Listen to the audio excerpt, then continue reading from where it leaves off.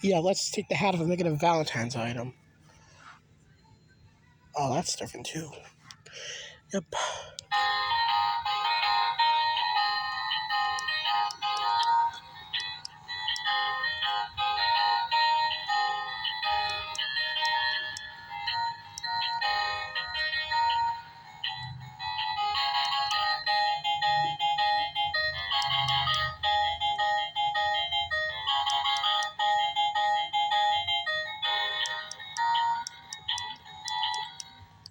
Yep, I'm the first once again to video this.